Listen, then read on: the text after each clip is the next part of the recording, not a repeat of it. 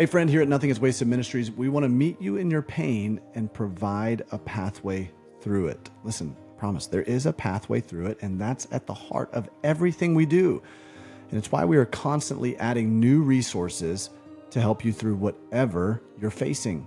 And one of those resources is our master classes, and we have a new one for those of you who have experienced any sort of betrayal in your marriage, who are looking for help in the aftermath. It's amazing to me how many people, when we travel and speak at churches, when we interact with people, how many people are suffering silently, especially in churches, with this very issue. They've experienced betrayal, they're reeling, they're confused, they don't know what to do, whether it's betrayal of a spouse or another loved one in their life. And I want you to tune into this latest masterclass that we're releasing. In this masterclass, it's called Restoring Trust in Marriage, Finding a Way Forward After Hurt. Our dear friends Cameron and Carissa Sprinkle will walk you through their own story of lost trust and give you practical wisdom for navigating that specific pain point of betrayal. Now, Carissa is a coach for Nothing is Wasted Ministries. She is a trauma certified coach, and Cameron and Carissa shared their story on episodes 79 and 80. It was such a phenomenal episode. We had to make it a two-part episode because they just dove in deep on how God met them in the midst of betrayal pain, and God's carried them through it. And so now they are helping us with practical handholds in this masterclass, Restoring Trust in Marriage. So if you or someone you know is experiencing the pain of broken trust in marriage and is struggling to find a way through, this masterclass is for you. Now you can purchase it a la carte at nothingiswasted.com/masterclass, or better yet, join our Community Plus membership. And for just $20 a month, which, by the way, is a tax-deductible donation to Nothing is Wasted Ministries, so you receive a statement at the end of the year for joining Community Plus, you'll have access to this and all of our content in our growing content library. So not just this masterclass, but all of our masterclasses, all of our mini courses, all of our bonus episodes. So head over to nothingiswasted.com/community plus if you want to pick up this masterclass by joining Community Plus. You can learn more there, and you can sign up today. So whatever you're going through, we're here to help and remind you that in your pain, nothing is wasted. Thanks for joining us on your journey towards hope and healing. Make sure you pick up this masterclass, Restoring Trust in Marriage, from our dear friends Cameron and Carissa Sprinkle. Well, hello, everyone. Welcome to the Nothing is Wasted podcast. My name is Davey Blackburn, and I'm one of your hosts. And I'm so glad that you are joining us this week for the Nothing is Wasted podcast. If you're new to this podcast, what we like to do is we like to share stories of people who have overcome, people who have gone through the valley of the shadow of death, and God has met them in it, and they have a testimony of how God has carried them through the valley. And this story is certainly no exception. Today we have the prolific, the infamous Kay Warren on the podcast with us. Kay co-founded Saddleback Church with her husband, yes, Pastor Rick Warren, in Lake Forest, California in 1980. And can I tell you that as a pastor and as a former church planter, Pastor Rick and Kay have been so instrumental and influential in my own life in ways they'll never know. I remember when we first set out from South Carolina to Indianapolis to plant the church, when my late wife and I did, we read The Purpose-Driven Church. We took our team through that. And ever since then, I've obviously been enamored with the ministry of what Pastor Rick and Kay have done out there in Southern California. You know, Pastor Rick retired in September of 2022 and they've passed the church on to somebody else. But, you know, ever since I was in college and I was learning about what they were doing and then going into ministry and following their journey, I've just from afar have really admired the way that they have served the Lord faithfully and with integrity. And yet at the same time, they have gone through, just like all of us, they're not impervious to pain. They've gone through some very, very difficult and dark days. Their son Matthew lived with a serious mental illness for most of his life, and then he died by suicide. And that was devastating. And it seemed like a massive anomaly. You know, there was a lot of confusion around how can a pastor's kid, someone who grows up in church, struggle with mental illness? And mostly because the conversation wasn't being had back then. The awareness wasn't being brought to the table. You know, we were whitewashing the lives of ministry leaders, the lives of pastors and their families, and we weren't talking about the real struggles. And that's why I'm so grateful for Kay and what she is doing. Ever since then, she has been advocating to help not only churches, but people all over the world become more aware of the problem of mental health. And so she founded Saddleback's Hope for Mental Health initiative years ago as a way to support individuals and family members of loved ones with mental illness and suicidal ideation. And this became a front runner, a pioneer in this space. And in 2019, Kay started Breathe, which is a ministry to support parents of children with serious mental illness. And so talk about a family who has taken their pain and leveraged it for purpose. That's the kind of stories that we continually love to share on the Nothing is Wasted podcast. And the reason we share these is because we know it's going to encourage you, because you are going through your own difficult valley. You're going through your own dark night of the soul. And you need to know that there are other people who have gone through the same thing. You know, the enemy would love to get us to believe that we're the only ones who are going through what we're going through. That's one of his ploys. One of his tricks is to isolate us and to cause us to think that nobody understands. You're the only one that's going through what you're going through. And so you begin to feel isolated. You even begin to feel debased. You know, you're like, there must be something wrong with me because nobody is going through the same thing that I am. And man, it is an absolute lie from the enemy.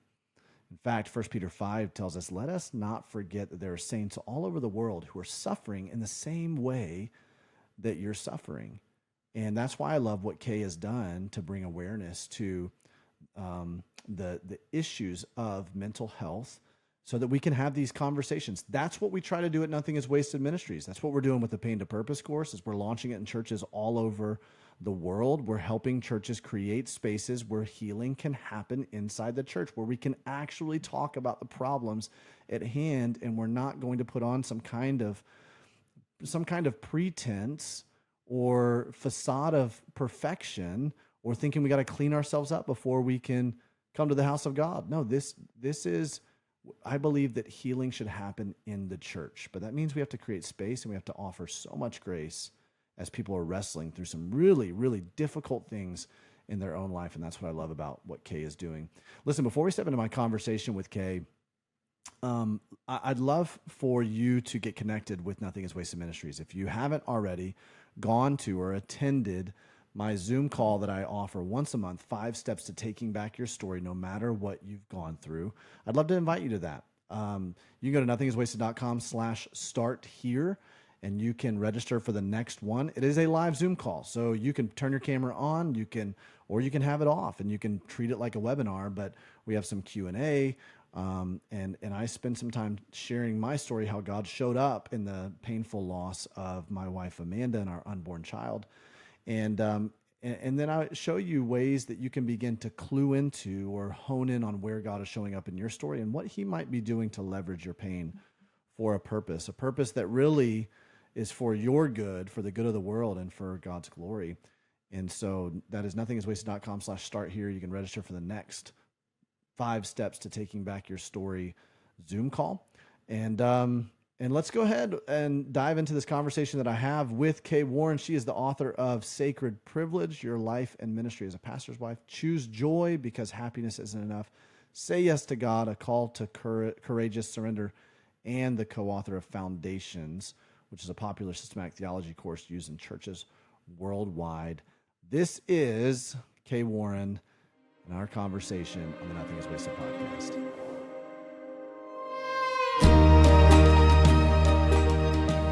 Well, Kay, it's so great to have you on the Nothing is Wasted podcast. I have been looking forward to this conversation for a long time. Thank you for joining us. Oh, I'm just so honored to be with you. Thanks for the invitation. Well, many of our viewers, our listeners are going to know who you are, but for those who don't, would you just catch us up to speed a little bit? Tell us about you and the ministry that you guys have been involved in and are involved in and what you guys do. Tell us a little bit about your family, and then we'll dive into some of your story. Sure. Well, I have 3 kids, 2 here with us and 1 in heaven. I am married to an amazing man, and next year is our 50th wedding anniversary. Oh, and my goodness. Congratulations. I'm like, That's amazing. how did I, that was what our grandparents did. I can't believe, so we've built a strong relationship from a very rocky start. And we spent 43 of those years pastoring Saddleback Church. Started it in our home in 1980 with 7 people. And I don't know, Rick's big dream was to have 20,000 members by, 20 years into the ministry. And God had a different plan and sped up that process. And I met him when I was 17. And I knew there was something very special, unique about him. I wrote in my diary. I wasn't even sure I liked him. I mean, I liked him, but I wasn't sure I loved him.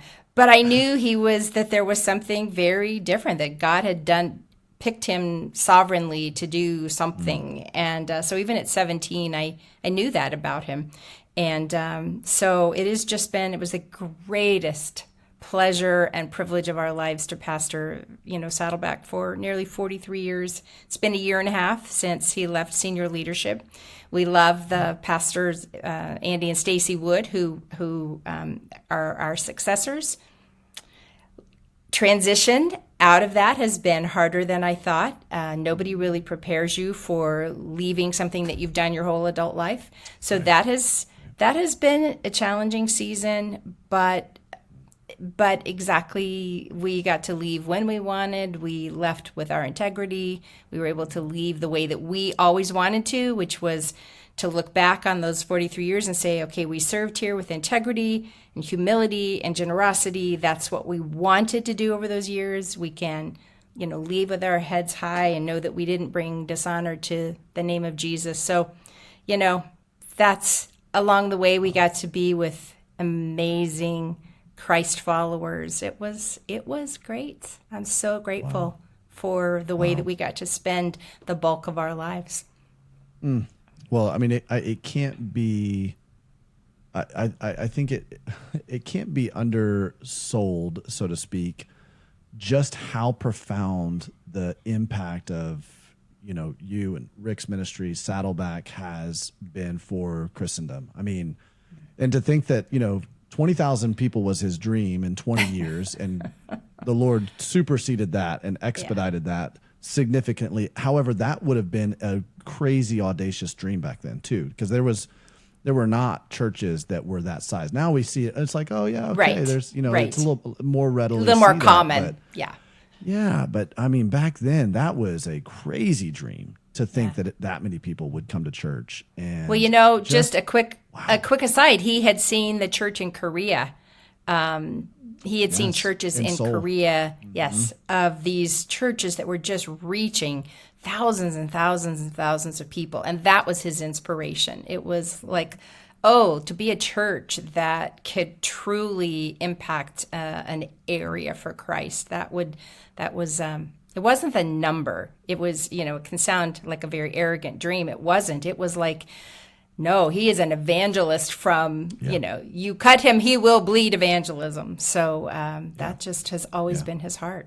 But, Wow. Well, we often talk about here on the podcast, we talk about pain and suffering. We talk about really helping people go from pain to purpose. That's kind of the big pathway that we want to take people down, where they recognize that the pain that they've experienced has not been wasted. God's not going to waste it. And so they try to encourage them to partner with God to take back their story. The enemy has stolen territory from them. I cannot think of a better example than you guys of having walked through you've walked through several painful seasons. One specifically we're going to really hone in on, and that was the loss of your son, Matthew, and what you've done now to, over the years since that's happened, really turn it around to to help people in so many different ways, and how it's just brought this beautiful flourishing of a different kind of ministry that I'm sure you never anticipated you would ever have. But I want you to talk a little bit about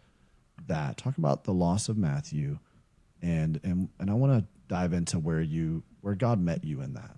Sure. Well, Matthew was our youngest. He has an older sister and an older brother. And so we were, by the time that our third came along, we thought we were pretty good at this parenting thing. And yet really quickly realized he was very different from his siblings. Some of his behavior just didn't make sense. You couldn't soothe him. He would cry till he turned blue and passed out.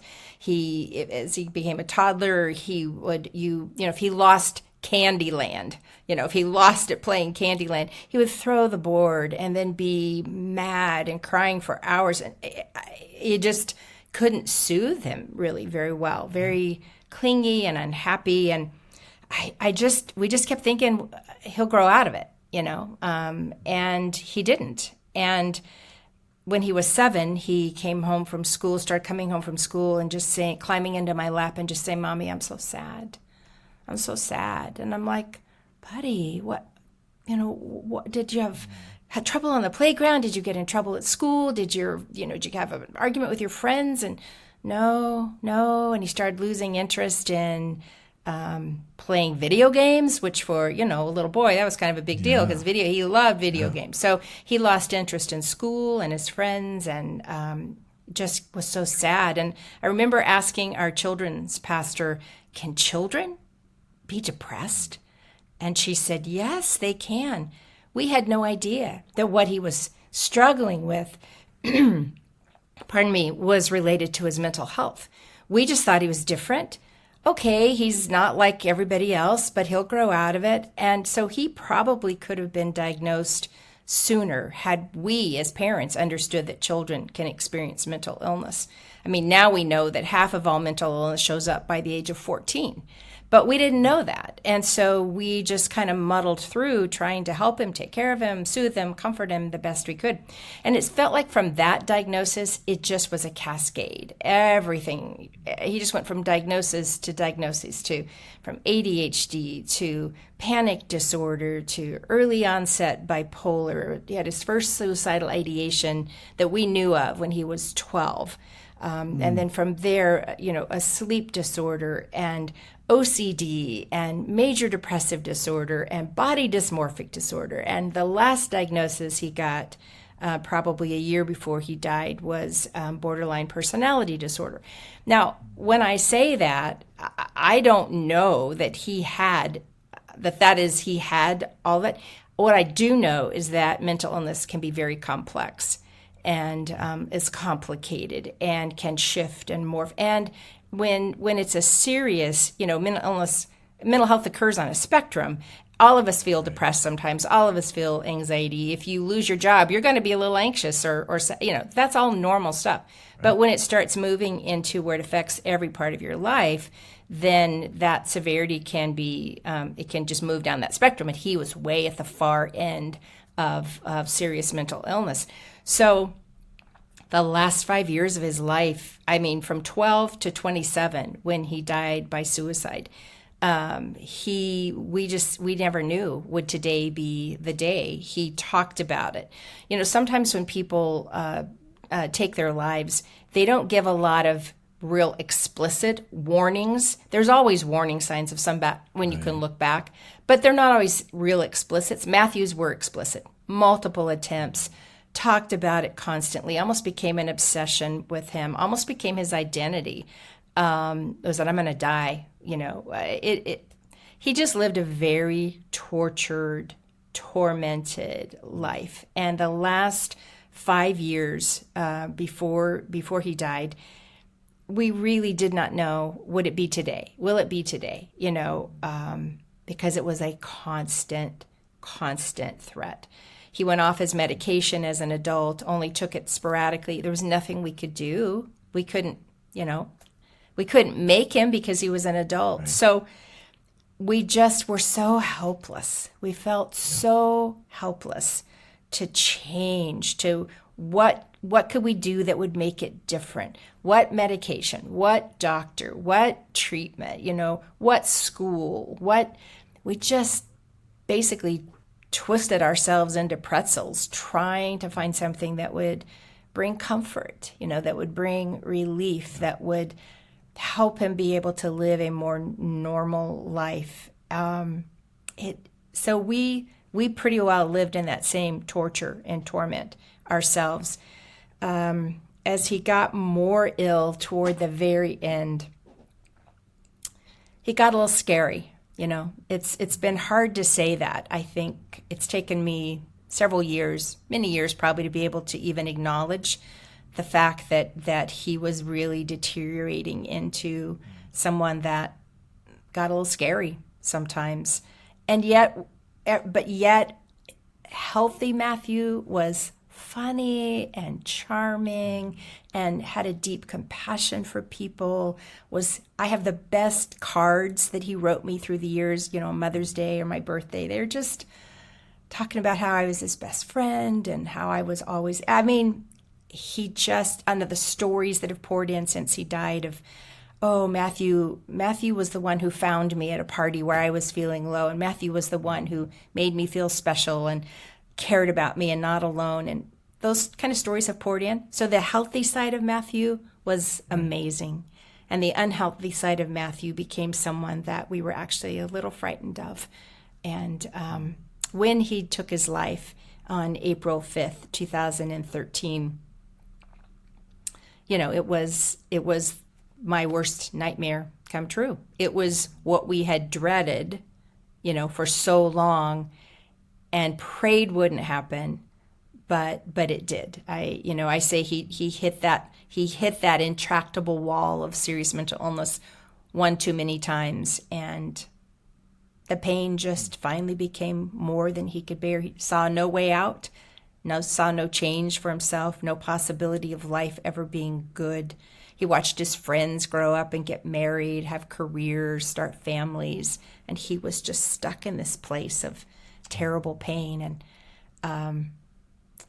so I think, I won't know till I see him again all the reasons why that day was the day, but for whatever reason, that was the day, and he couldn't do it anymore. He couldn't live with the pain anymore. And we were devastated. Worst day of my life. Yeah. And Kay. I can't imagine it's every parent's worst nightmare to lose a child. It's even more complicated when it's in this fashion, and the years and years and years of dread and agony as you're wrestling, with the Lord on his behalf and trying to figure out what is there anything we can do, and feeling so helpless. I can't imagine that. And I'm just so sorry. Thank you. I know there are a lot of people who are watching this, they're listening to this, and they have felt similar feelings, whether it be they themselves are wrestling with some level of mental illness, or whether they're watching a loved one who's wrestling with that and they feel so helpless and they don't know what to do. And, I'm curious if obviously there's so much of our stories where we look back on, and one, we can see the faithfulness of God, but we also look back on and we go, man, there's things that I would, if I knew what I know now, or if I had the opportunity to go back and do something different, I would, which is almost an impossible question because you didn't know that back then. I have so much in my own story that's the case, where I'm like, man, but I am curious if you're sitting across from someone and they've found themselves in that kind of a situation where they're watching a loved one who's struggling with this, what would you tell them now as you're on this side of things? How would you advise them to walk with that person? Yeah, well, that's part of the ministry that I do now, particularly to parents who have children with serious mental illness. I'll answer it this way. Walter Brueggemann has written a book called Reality, Grief, and Hope, and it's 3 prophetic tasks of the church or something. It's a great book, but it's written not to family members who have children with mental illness. It's a fabulous book around Israel's history, and it's actually a message for the United States that he wrote. My world as it is today. But I saw that title, Reality, Grief, and Hope, and it just lodged in my heart of, oh, that is exactly the way that we have to face life. We have to be able to take a hard look at reality, see things as they really are, not the way we want them to be, but as they are. If you do, that's going to lead to grief, because you're going to see some things that are just feel unbearable to let that in. And when you let that reality in, you're going to grieve, and you're going to grieve hard. And from there, that is where hope can be born. Hope can spring from grief. We don't like that. We want to go straight. We want to bypass grief. We want to bypass mourning, and when there are hard things, we want to jump straight to hope. But you cannot get to hope without going through grief. I mean, why would hope even be necessary if we weren't in grief, in loss, in mourning? Why would a thing called hope even be important? So to Brueggemann's, that construct of reality, grief, hope. So when I talk to parents, I very gently, I don't use it as like a hammer, but as a very gentle, to get to hope, you're going to have to look at the reality. And the reality is you can not control so much of what happens to your child, especially as they get older. And you can try to control everything and put yourself into that, try to turn yourself into a pretzel and have your whole life be trying to prop up something that maybe can't be propped up. And when you realize that you cannot control an outcome for your child, you can love them, you can do your very best, but you cannot control an outcome. When you realize you can't control an outcome, you're going to grieve, and you're going to mourn, and you're going to mourn the dreams that you had for your child that may never come true. You're going to mourn the loss of what you thought family was going to look like. I mean, you're going to mourn the cost of watching your child suffer. You're going to live with suffering as you love someone who suffers. So there's a lot there to grieve. But from that grief, we have the opportunity to find what God has to say to us, how God will walk with us, how God will be present with us, how God will use our most excruciating losses. He will, I like what Elizabeth Elliot says. She says, nothing of God's ends in ashes. And when you believe that, then hope can begin to build. But it's a different kind of hope. It's not, I think I say there's a big difference between a pretty faith and a gritty faith. And we don't need a pretty faith, because a pretty faith and a pretty hope will not stand up. It will not hold up when the bottom falls out, when the rug is pulled out, when your loved one dies, when murder and suicide and violence and cancer and all those things come into your life. A pretty faith isn't going to cut it. You have to have a hope that has looked at reality, that is able to grieve and say, man, this is excruciating. And God, I trust you and I believe you. And from that, hope can be born again. So that's where I'm living, today. It's taken a while to get there. I can't say that I, the day that Matthew died, that I'm like, yes, I'm going to look reality in the face and I'm going to grieve and I'm going to have hope. No. Yeah. This is what I'm learning. But even that has been a long process. And I can share that if you like, or you may want to go in a different direction. But no, I would I would love to pause there and talk about some of that process. You know, some of it I know, just in my own personal experience, involves God showing up in really profound ways personally to minister to you. And then some of it involves really wrestling through some things or other people showing up. So I'd love to hear for you some of the process of that. You know, what were your Sure. feelings toward God, toward the situation, and how has that evolved over the course of Yeah. the past several years? Well, yeah. Probably the last 2 to 3 years that Matthew was alive, I was just increasingly aware that if things didn't change, he might take it. I mean, he really might take his life. That there was a really strong chance he was going to take his life at some point. That was the reality of where things were. It sort of pointed up to me that I had some holes in my faith, because I began to think if that were to happen to him, I couldn't survive. I could not survive if Matthew takes his life. Rick and I, the hardest parts of our marriage have been the differences in how we have viewed his illness, or what we thought we should do in any given moment.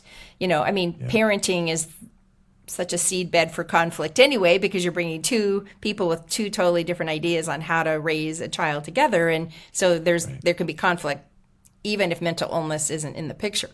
So you add mental illness to that picture, especially mental illness that's just going on and on and on, and taking such a toll on you, and taking a toll on our health and our well-being and in our, you know, our marriage. It just got so rough. And I just kept thinking, if Matthew were to die, I don't know what would happen in our marriage. I mean, divorce wasn't an option. We weren't talking about, I wasn't thinking, oh, maybe we would divorce, but I was just thinking that it might kill our marriage, you know, emotionally. Yeah. And so I began to wonder, you know, okay, how do I protect myself? How do I shore up my insides, my spirit, my emotions, my walk with God, I've got to do this, because this bad thing really could be in our future. And I was out with a friend one time I have my little visuals, because I'm a very tangible person and need visible things. But we were in a store, and she bought this box that says hope. And she gave it to me, and I began to fill it with verses that I felt were from God, that were about Matthew, that they were verses that were all about the faith that he was going to be healed here, that we were going to talk about mental illness together, that he and I were going to be crusaders, talking to other people about how you make it through. Just all these verses. And every time I would meet somebody, I would say, and they'd say, how are you doing? I'd say, listen, could you pray for my son? And if the Lord gives you a verse about him, would you send it to me? And I just began to put all of those in my hope box. The lyrics to songs. I created this playlist of songs that gave me hope, you know, and I would play them in the middle of the night. Like if I didn't know where he was, maybe, he had turned off. I didn't always know where he was. He was out of communication with us, and he'd made threats, and he would tell us he was going to go take his life, and we couldn't find him. And so I just have these nights I would be up, and I would just grab this hope box and just go through. I'd written these verses on cards, and I would just go through these verses and these lyrics. And I even did something which is, you know, for a gal that was raised Baptist, it's not a very Baptist thing to do. And that was, I even put out a fleece, you know, the old Gideon thing. I gave God a fleece, and basically, God, prove yourself. And, you know, if you do this, then I'm gonna know that's you. And I did. I put a situation in which I made that kind of test with God, if you will. And you know what? God gave me the exact answer in that situation. And so I held on to that fleece, even when I couldn't find Matthew, even when things looked so bleak. So I've got my hope box, and I've got my playlist of songs, and I've put out this fleece that assures me God is going to heal Matthew here. And then April 5th, 2013, and Matthew died. It was like, what? God, you gave me a fleece. You promised me that you were going to heal Matthew here. I've got all these verses on these cards that I have prayed over, and you have given me hope to believe that this was going to happen. And Matthew's dead. Yeah, so this hope box just mocked me. This word hope. It was like, whew. And so not too long after he died, I took everything out. I took all those verses out of that box. I put them in a drawer. I thought I threw them away, but I found them a few years later. I put them in a drawer because it's not that they weren't true, but they weren't true for me.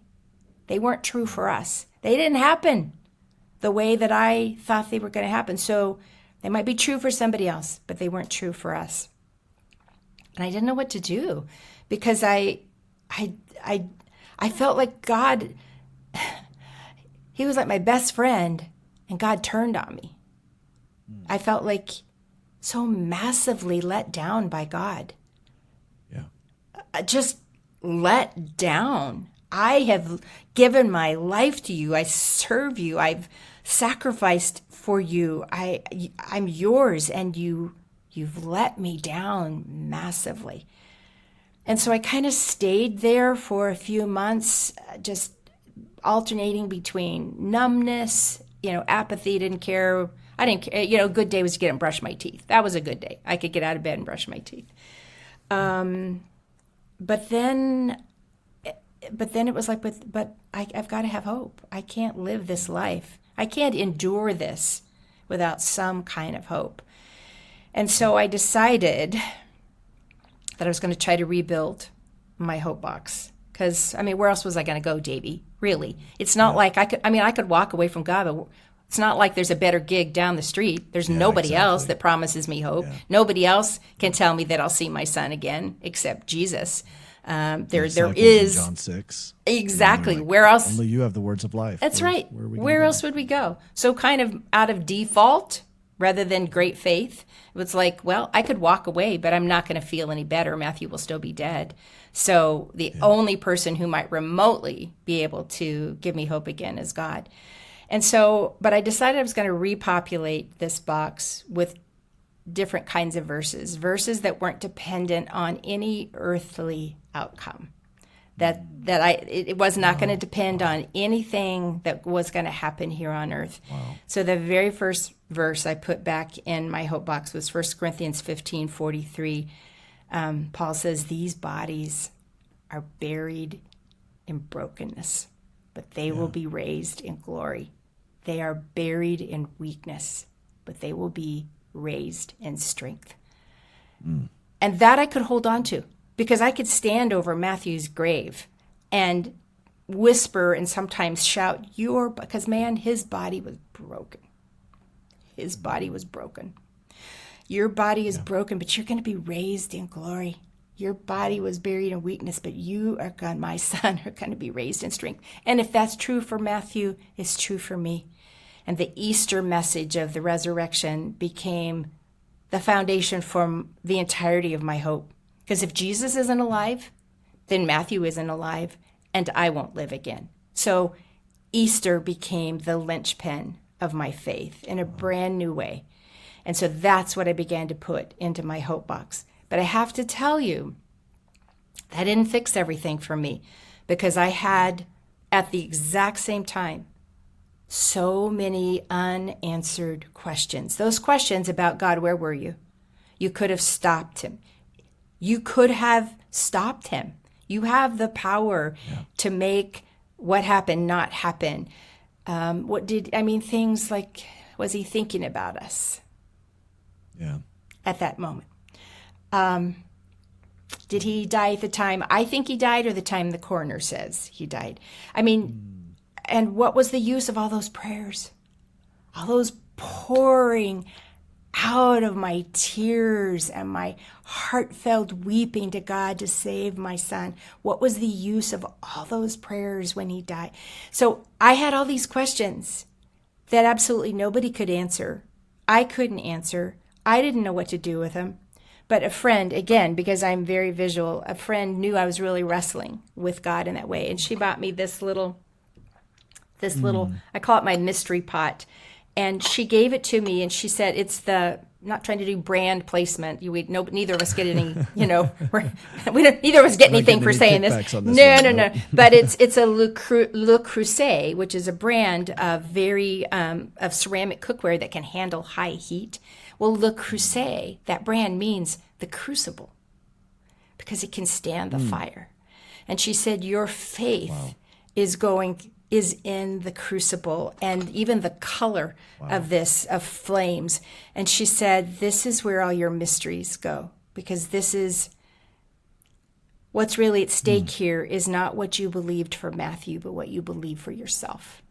That's what's really at stake here. Wow. And so I began to write out my questions, the things that are unanswerable, the mysteries, the things that I'll never know until eternity. I will never know the answers to some of my questions. But I refuse to be silent. I refuse to ignore those questions. I refuse to say that they don't matter. I refuse to believe that they don't matter to God. And I began to write them out on little strips of paper and put them inside this mystery pot because they're real. They're true. They're part of my grieving. And so I've come to this place of being willing to live with both. I have to have hope, but I also have mystery.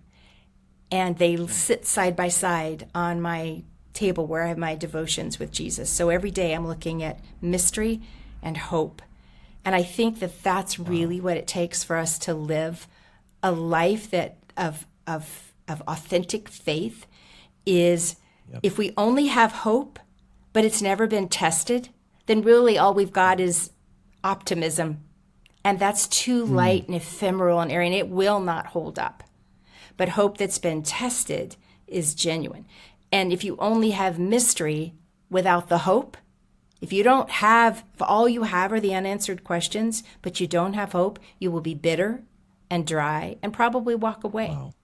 But if you have hope that God is good and that you can trust him and live with mysteries that you cannot answer, but know that God can and will, those two together can give us a gritty faith, a gritty hope that will carry us through all the most horrific things that can happen to us in life. That's a long answer to that, but that's been my profound process to get to where I can say today that, yes, I can look at reality and it's going to make me grieve. And I'm going to grieve, but from that can be a hope that is gritty enough to take me till I see Jesus again. Hey, friends, it's that time of year when you're starting to look for the perfect gift for those you love. We want to help you give something meaningful and intentional to those in your life who are hurting this holiday season.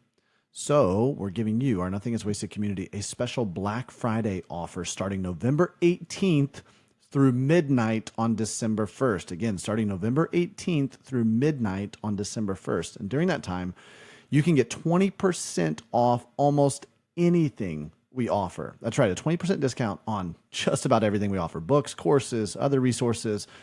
Plus, you'll get a free Nothing is Wasted wristband, which is a great reminder for yourself or someone you know who's walking through a story that they didn't expect, that with God in our pain, nothing is wasted. You will also, on top of all this, get free shipping on any orders over $100. So I'm telling you, this November 18th to December 1st timeframe is a perfect time to stock up on Nothing is Wasted resources and merchandise. It's a great time to get the Nothing is Wasted book or the Pain to Purpose devotional or the Restore box or some of the different things that we have right there in the store. It's also a perfect time to get any resources that you've been wanting to get from us, like the Pain to Purpose course or one of our many master classes. So maybe it's for you, maybe it's for a friend, maybe it's for a family member, maybe it's a Christmas gift. Either way, this is the time to do it. Just head over to nothingiswasted.com/shop, nothingiswasted.com/shop, and use the code Black Friday 20, all caps, Black Friday 20, to get 20% off in the Nothing is Wasted Black Friday sale through midnight on December 1st. Again, that's Black Friday, which is all caps, and then the number 20 to get 20% off. We'll have the information right there in the show notes if you're listening to this on a podcast platform, or we'll put it right under the YouTube video if you're watching this. nothingiswasted.com/shop, and take advantage of this Black Friday sale through midnight on December 1st. so helpful and profound. I mean, just having the two visuals right there that are reminders to you every single day that it is through our trials that the genuineness of our faith is tested.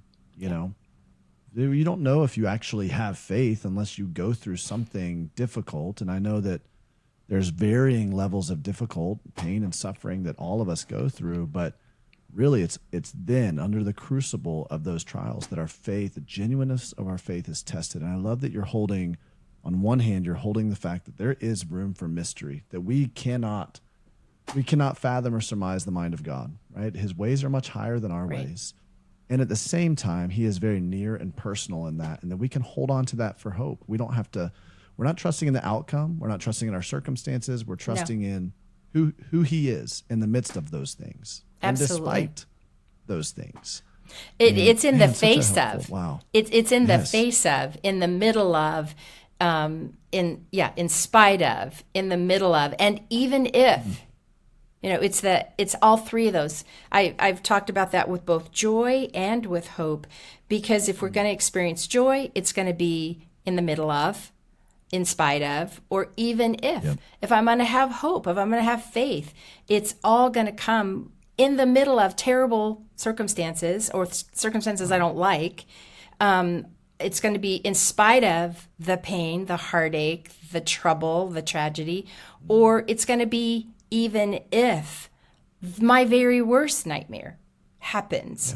I still can choose I choose to believe that God is good. I am very visual. There was a time soon after Matthew died, right before he died, we had been planning to do a little bit of a house remodel. We've lived in the same house for 30 years, and there were, things were starting to kind of fall apart. And so we were going to do this little bit of a remodel. And then he died, and we just, we couldn't even face it. But a few months later, we decided it might be a good distraction, just someplace else for us to put some of our energy and thoughts. And so we decided to start it. So we had to move out of the house for some of the stuff that was going to happen. And I remember I came back on a weekend, and so there was no construction going around. Everything was quiet. But in the middle of my kitchen and my family room was this little machine, I got to find the name of it. I don't know what they call it, but they use it in construction. Like, it had little arms on it, and it would poke through the walls so that they could tear them down. So it was this little tractor kind of thing in the middle of my kitchen, and these arms were, even one of them was still kind of stuck in the wall where they had just left it on a Friday. So this little machine is tearing down bit by bit my house so that they can do the new thing. And I walked into my house and began to weep as though it was my life, because it was like, no, this is my life right now. This is my life is in ruins. Yeah. My life is in tatters. And it's happened right here in the heart of my home. But at the same time, because they had done all this tearing down, where the windows were just open holes. I could see the sun. I could hear the birds.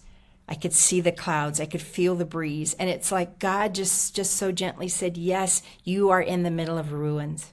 Your life is in the middle of ruins. Beauty is still here in the world.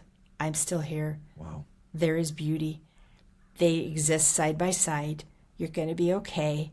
Everything has not gone to hell like you thought it has. Wow. You are going to survive, and you will find beauty and life again. I carry that. Wow. I carry that picture with me. Yeah.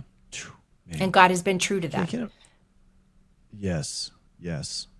Well, that's so evident over the past several years as I've seen this really, as it's played out for you guys. But I can't imagine how difficult that is in the midst of this. You guys are leading this huge church. You're ministering to people. You're trying to help them make sense of the painful parts of their life, and yet there's so much that, you're trying to just grieve this personally and as privately as possible, but that wasn't possible to grieve it privately. What was that like for you guys? I say, fortunately, we had already, Purpose Driven Life had already been out for a long time. And so, the church was pretty large. And so we were already known in some places we weren't living this quiet private life somewhere. But it was shocking to see the amount of attention that we did get from media. I mean, my son's death was a scrolling banner on CNN. Yeah. Yeah. That was very difficult we were just dealing with his death, and it's a scrolling banner on the bottom of a CNN report. Yeah. So I guess what I'm trying to say is we were more in the spotlight, but we were already a little bit used to that, and so we had already developed our ways of being in the public eye, and we decided that. I mean, we made a conscious decision that we were not going to try to hide the fact that Matthew died by suicide. We weren't going to sugarcoat it. We weren't going to use euphemisms and other words. He took his life, and we were going to use that to talk about suicide, to talk about mental health, to talk about what it's like to what goes on behind closed doors, and how there is help. There really is. There is help. Most people who feel like taking their lives or want to die don't. Just because somebody has the thought of, oh man, it would be easier if I wasn't here, or if I could just be out of this pain, or having those thoughts don't mean that someone is going to make an attempt. And even if someone makes an attempt, doesn't mean now their life is that this is going to be their life. So that sometimes that's a misconception. And then we get scared if somebody has the courage to say, I've been feeling like maybe I don't want to keep living because it's all so hard. Yeah.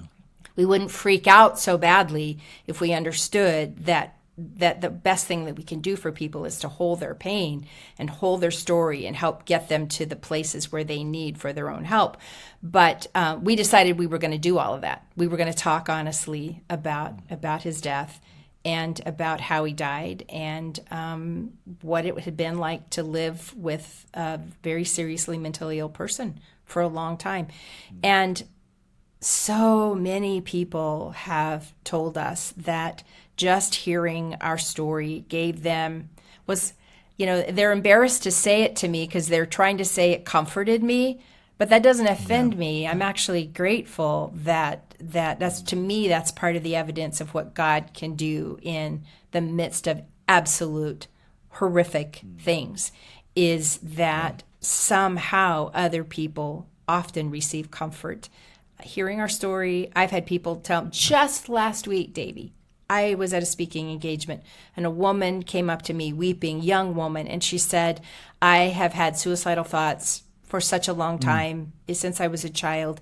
But I saw you standing up there telling your story, and all I could think about was my mother and what my mother would go through if I were to take my life. And I just can't. I will find help for myself. I cannot think that my mother would go through what you're going through. Even though I'm in so much pain, I'm going to do what I can to get the help that I need. Well, man, then that strange, weird way of God bringing good out of bad things. I have to say this, though, Davey. I don't know if you've experienced this. It feels like anybody I talk to who's suffered a terrible, terrible loss gets confronted with this sometimes. Sometimes people try to set up this false equivalency.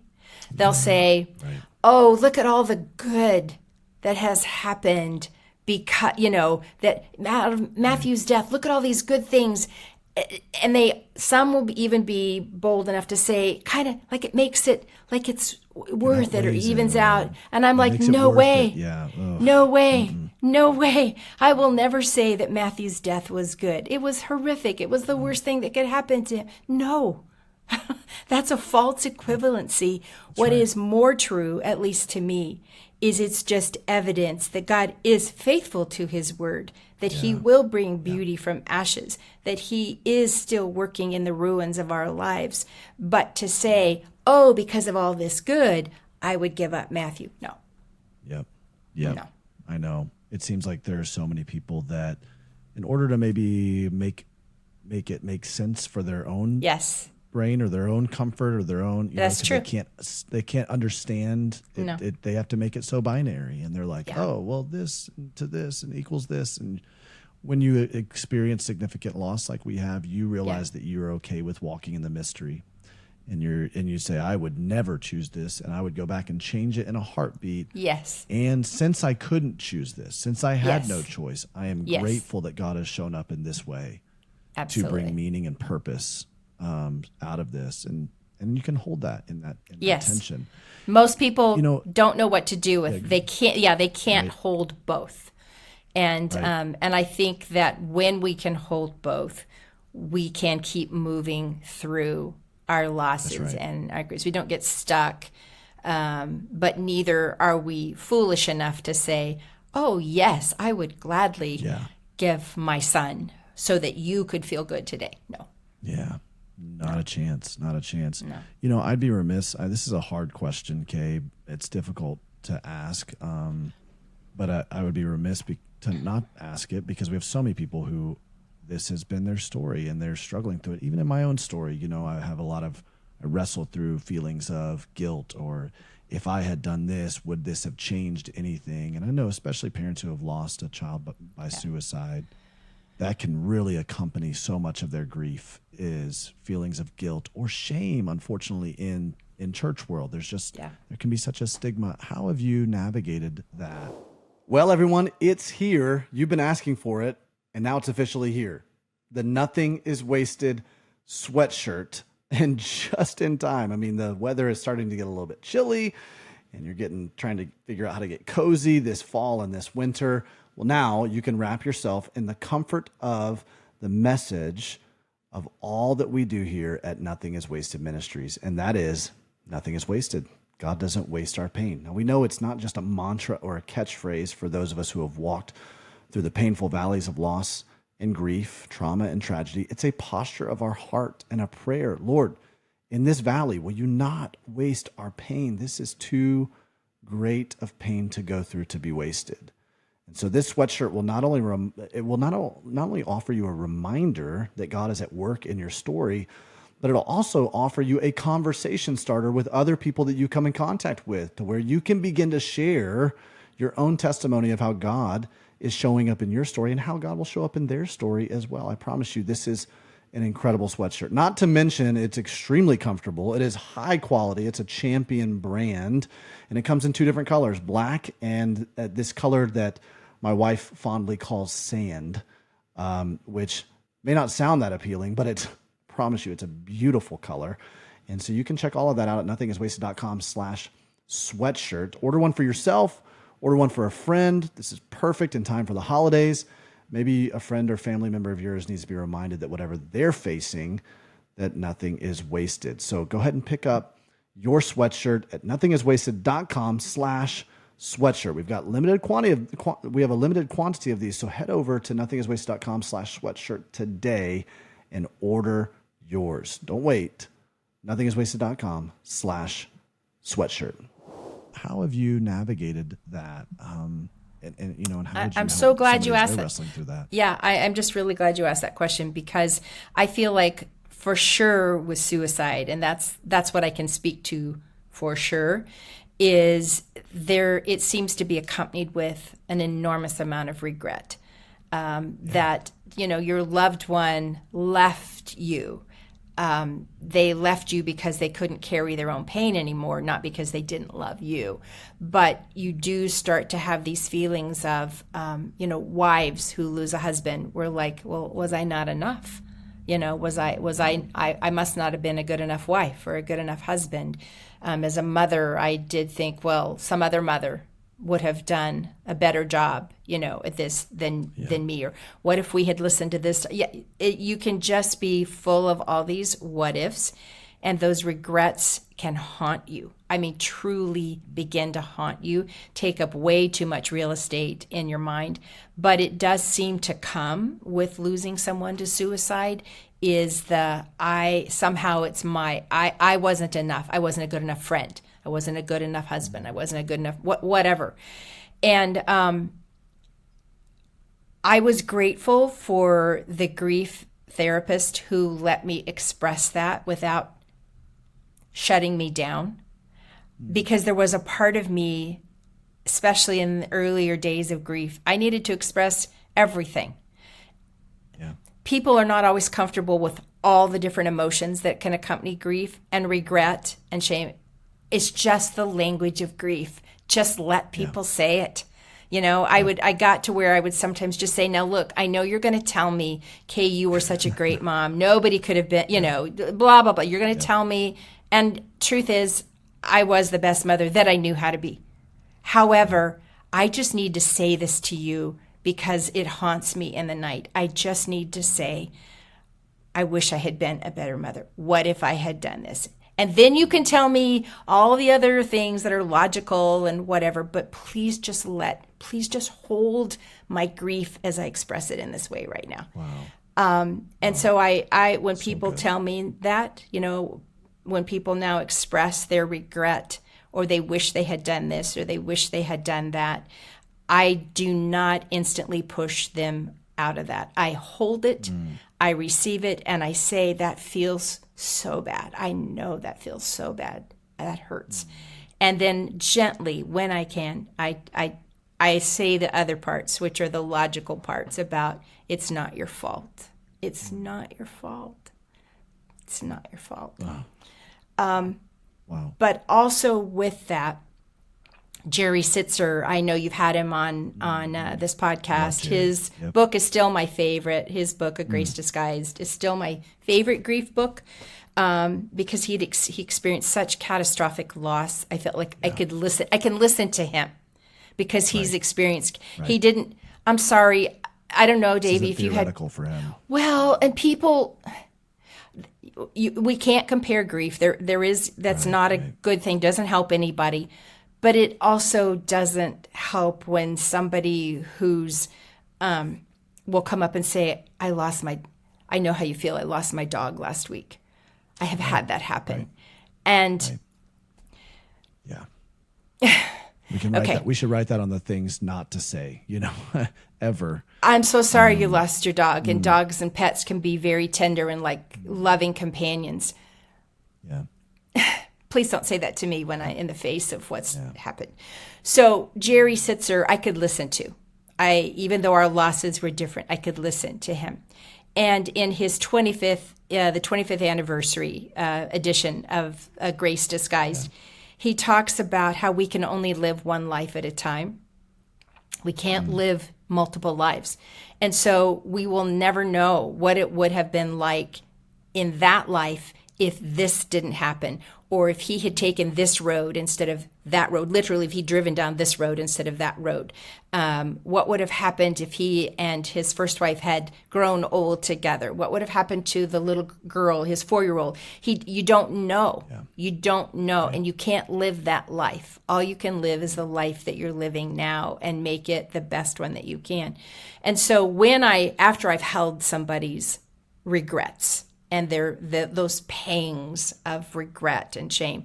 And then to be able to say, we'll never know what it would have been like. I will never know what it would have been like if I had seen this doctor for Matthew instead of that doctor. If I had been able to get a hold of him the night that he killed himself instead of, maybe I could have talked him off the ledge one more time. But I will never know that.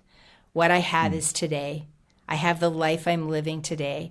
And it is in this life that God can be found and that I am called to live out the truth of my faith with God and trust that other life that I will never know its outcome to the mysteries of God. Yeah. I can only live this life. That's right. Kay, one of the things that you're doing is you're really bringing a whole lot of awareness around the idea of mental illness, especially in the church, but in a lot of other, sectors as well, which I'm so grateful for because, 2 decades ago, that was not a conversation at all that was on the forefront or in vogue, especially in church world. And that's very unfortunate because I feel like a lot of people were suffering quietly, unfortunately, in quiet desperation. And but you've really made it a crusade. You have been, as you said earlier, a crusader to say, okay, this is real and this is what's going on. And, you know, a couple of questions around that. Why do you think that is so important for us to be having very honest conversations about mental illness, especially in church contexts? And what have you found in terms of the receptivity for that? Well, I think the reason that it's so important to talk about it is because mental illness is real. It's real. It's not made up. It's not solely a spiritual problem. It's not just pray more, confess more sins, go to more Bible studies. I mean, our body, we're a whole. We're body, soul, and spirit. And things can go wrong on any one of those levels within us. Right. And when you understand the brain is part of the body like any other organ, we have emotions, we have life experiences that shape our brains. When you understand that we're a whole, then you can't separate it out into these neat little pieces and say, well, no, that's just not real. It is real. And on top of that, it's common. There are about 45 million people just in the United States in the next year that will be diagnosed with a mental illness, have a diagnosable mental illness. So that's like 1 in 5. So all of us know somebody or love somebody or is the somebody, that has a struggle with their mental health. So it's real. It's common. It's not some weird thing that nobody ever gets. It's our neighbor, our brother, our sister. It's us. And it's treatable. There are effective treatments that can help people live strong, normal lives. And for the people who have very serious mental illness, that small percentage, they at least can find some relief and some comfort. Most people can, if they're treated early and appropriately. So it's hopeful, it's real, it's common, it's treatable. So that's on the very basis, on just that practical side, why we have to talk about it. But if I look at it through the lens of the Bible, it's not a sin to be sick. It's just not a sin to be sick or to have our bodies fail us or our bodies not be well all the time. And I look at how Jesus treated people and the way that he treated the sick, and his heart was always of compassion. I look at Ezekiel 37 when God just rails on the priests and the shepherds and the prophets of Israel. And he says to them, you have not cared for my sheep.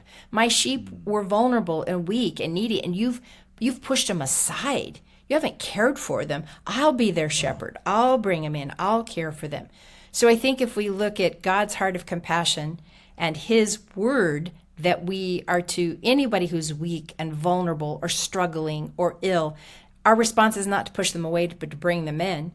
And how Jesus responded to people with compassion and healing and eyes of kindness, to me, it's just a no-brainer that caring for people who have mental health challenges and their families is job. If it's not job number one, it's in that top 10 of what every church should be doing and can be doing. It's in our DNA to care for people the way that we've been cared for. Yeah. Are you encouraged on how the direction of where the conversation's going right now? Yeah, I actually am. Yeah, I actually am. I do feel like there's movement. It's a forward trajectory. There's still some places that are way off base. Just recently in the news, there was a well-known pastor who said that mental illness wasn't real, depression wasn't real, PTSD was, none of those things were real. And you just go, come on, brother. Yeah. This is, you're off and you're damaging and wounding people with that kind of a message. So thankfully, those kind of messages are small in comparison to the number of people who understand that it's real, it's common, it's treatable, and it's our call to care for people in their need. Wow. Man, Kay, I wish I could sit and chat with you for hours. You just are, one, a wealth of wisdom. Also, your heart just comes through. Just a warm mother's heart. I feel like you've been a mom to all of us right now as you've been sharing this. And I'm so sorry. I remember being just completely devastated when I heard the news. Devastated for you guys, and yet I'm so proud of you guys for how you have walked this out, and you've walked it out under a lot of scrutiny in the public eye, having to sort through all of those feelings of grief yourself privately as well, but then what you're doing to champion a message that is very needed. And so I'm just grateful, and thank you you've been so gracious with your time with us today. This has just been a wonderful conversation. Where can we follow along with what you're doing? And if we want to find out more from, and just follow speaking and writing and stuff like that. Yep. All the traditional social media stuff, Facebook, Twitter. I guess I'll never stop calling it Twitter. It's what's in my head. I know, it's kind of hard to make the adjustment, isn't it? I know, that letter thing. Instagram, YouTube stuff. I have my website, kwarren.com. I tried to curate. I have not created all of the content on it, but a good portion of it.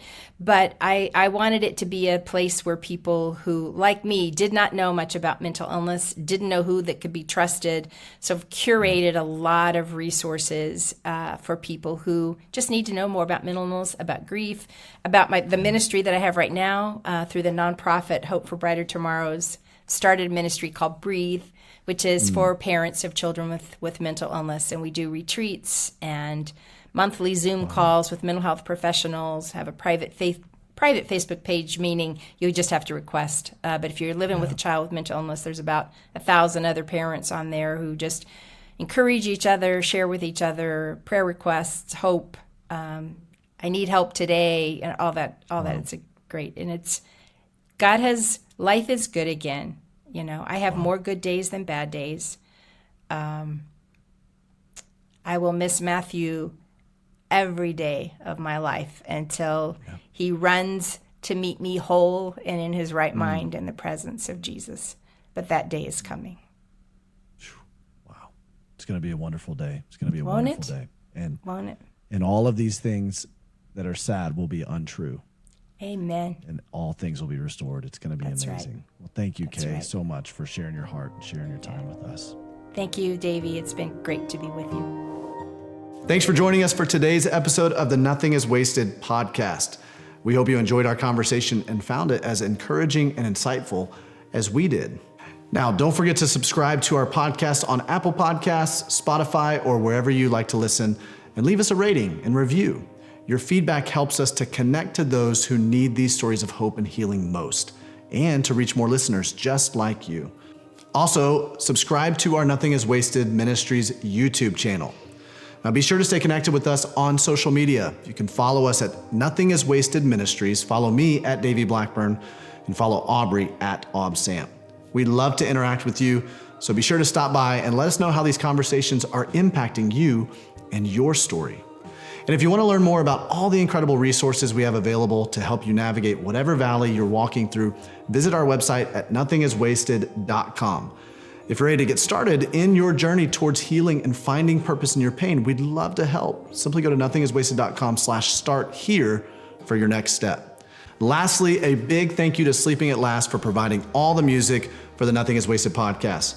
We want to thank our guests, and we want to thank you, our Nothing is Wasted community, for tuning in regularly. Remember, no matter what challenges you face, whatever pain you are walking through, nothing is wasted. We'll see you next time for another incredible conversation here on the Nothing is Wasted podcast. But before you go, check out this short clip from our next episode. Thanks for joining us, friends. But the day that we decide that the pain of regret is greater than the pain of making a change will be the day we begin the process of healing and transformation. Thus picks up the story in October 2014. Wow, Christopher. Can you say that one more time? The day that we begin... The day that we decide that the pain of living in regret is greater than the pain of making a change. Hear me clearly. Yeah. Change is costly. Making a change is painful. But the day that we decide that the inevitable pain of regret is greater than the pain of making a change is the day that we will take that first step into saying, okay, I want to do this.